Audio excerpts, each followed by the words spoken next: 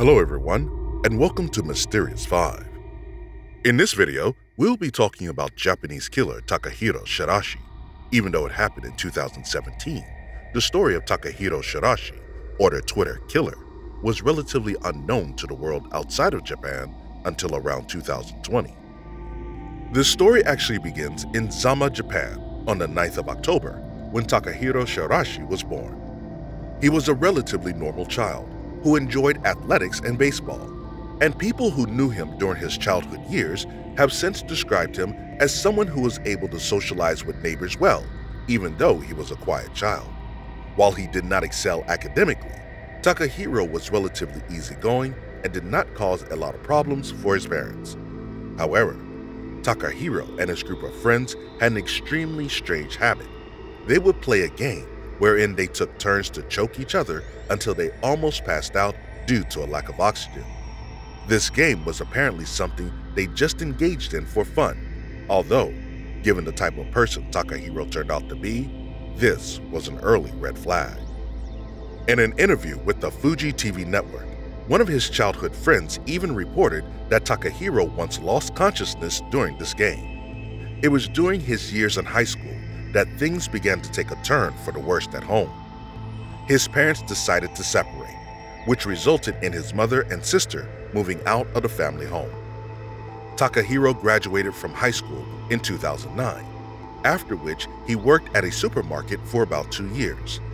After quitting his job at the supermarket, he started working as a scout and lured several women into brothels where they would be made to work in Kabukicho, which was the biggest red light district in Tokyo at the time.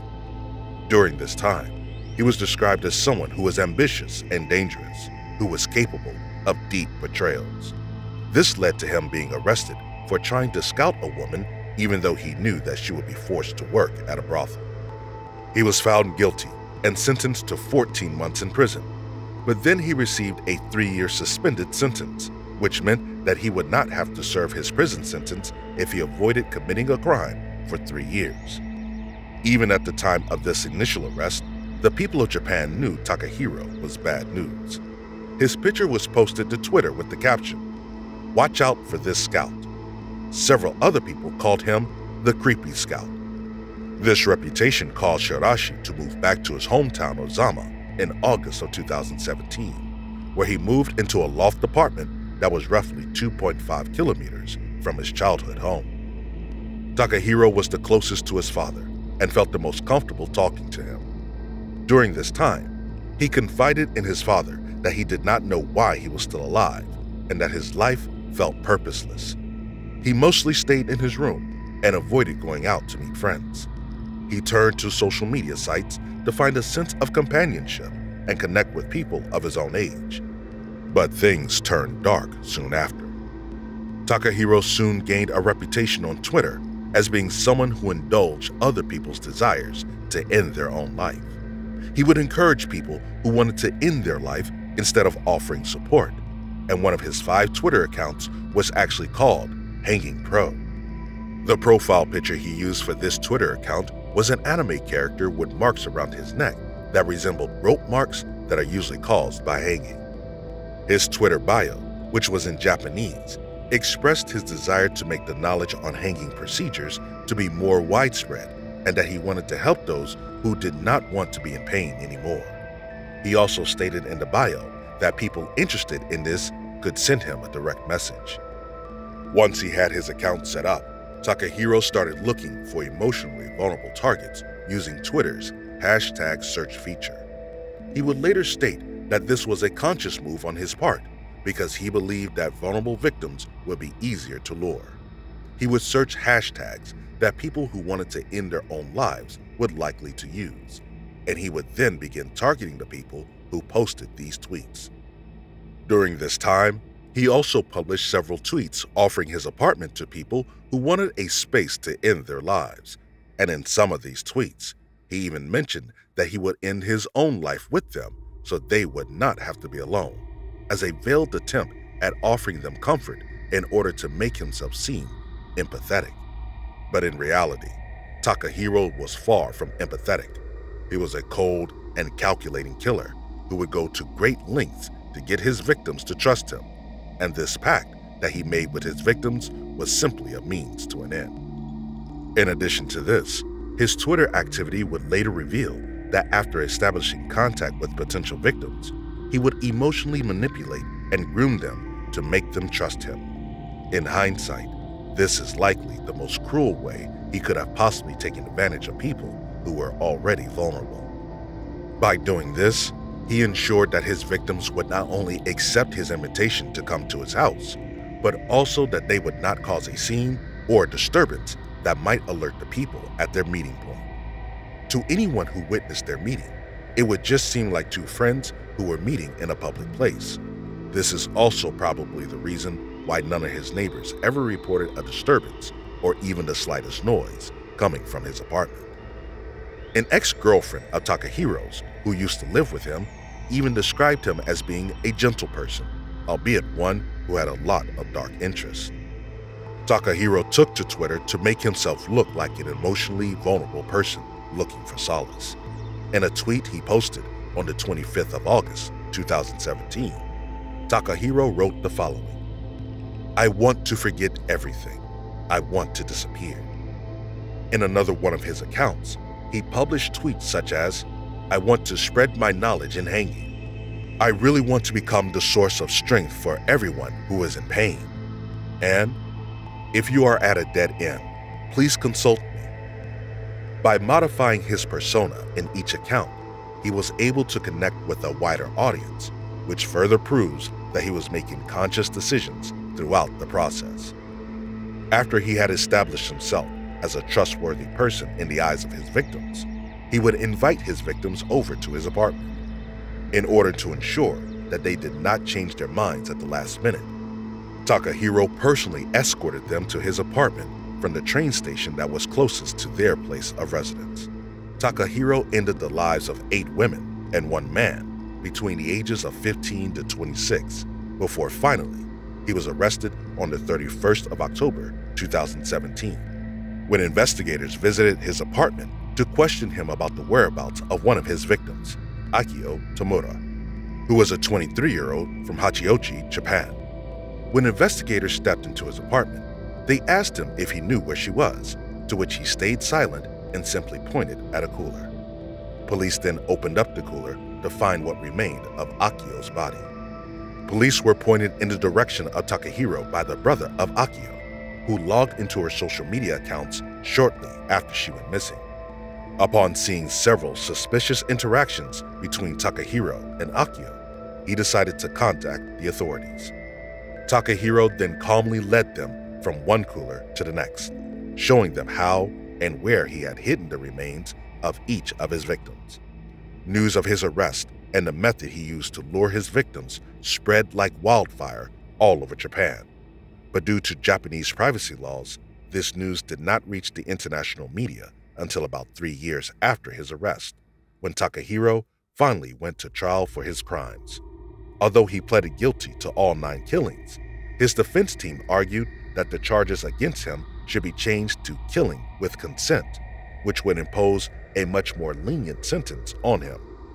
This process spanned over 23 hearings before it was finally decided that the gruesome acts he committed could not be considered as killing with consent. During the trial, Takahiro was put on the stand, where he recounted the killings. When he was asked why he chose victims who were emotionally vulnerable, he stated, "It was easier for me to convince people with worries and other issues and manipulate them to my way of thinking." This was in part due to his calculative modus operandi, which stayed the same for 8 out of the 9 victims. The only anomaly in his pattern was when he killed the man who had traced the last known whereabouts of his friend to Takahiro. In order to avoid getting caught, Takahiro killed the man as well. In addition to this, Takahiro also went to great lengths to conceal his crimes after he had committed them. Neighbors reported a strong, pungent odor coming from his apartment, which some of them just assumed was a sink that had backed up or clogged.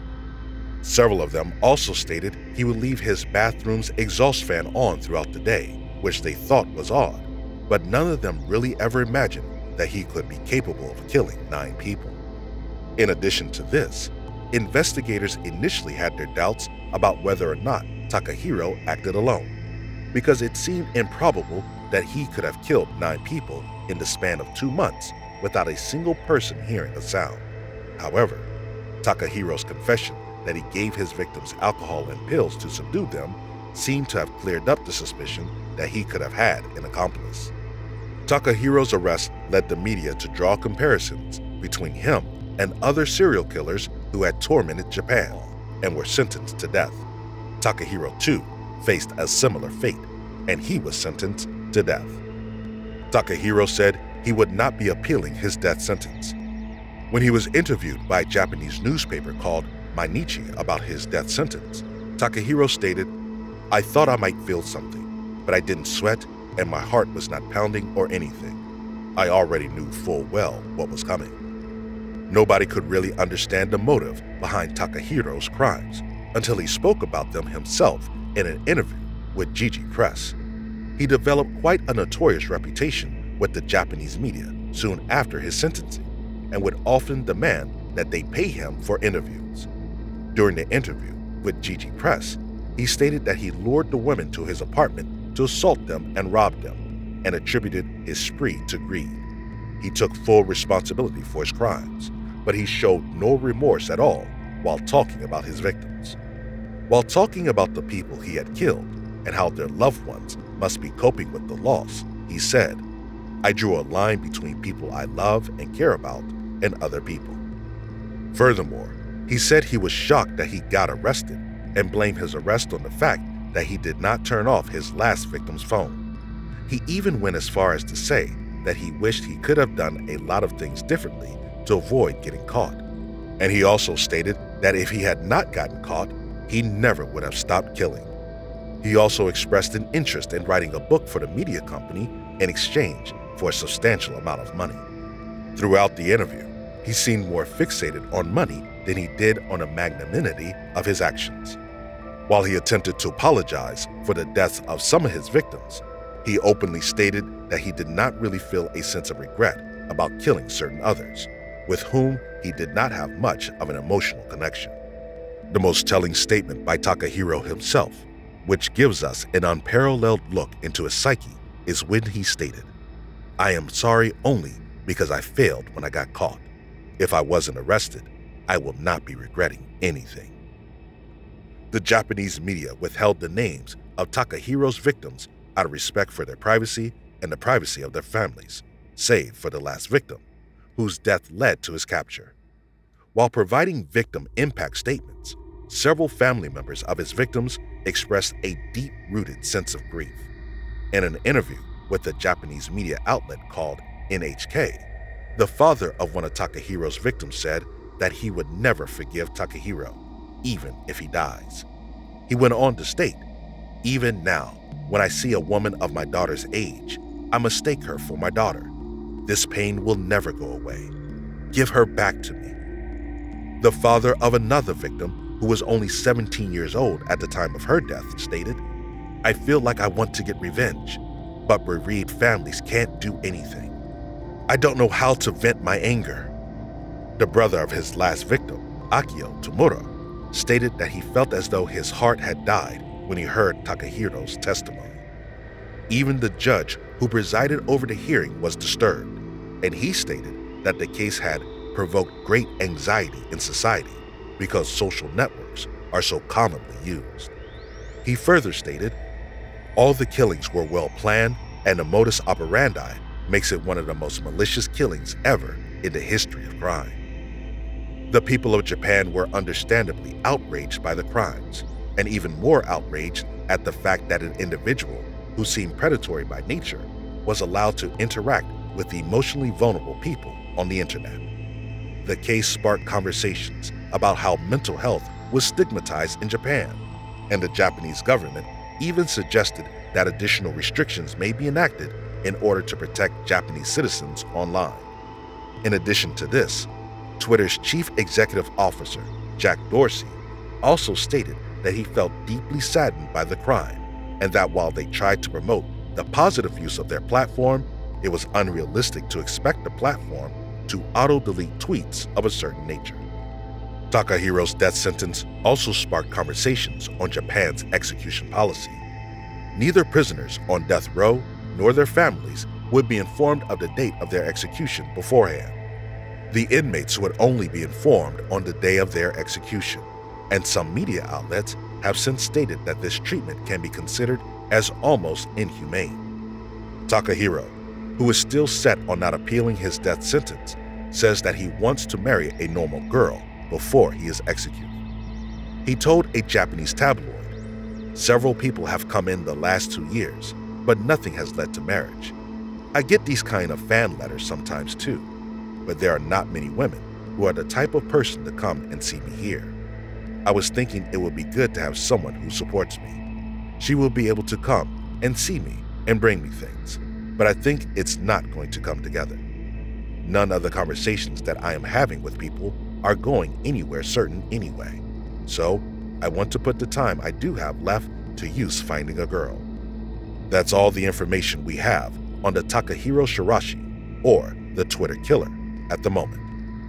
Hopefully, this case will serve as a cautionary tale for us all to enact the necessary reforms to protect vulnerable people from predators on the internet. As always, thank you for watching. You can find more videos like this one on our channel.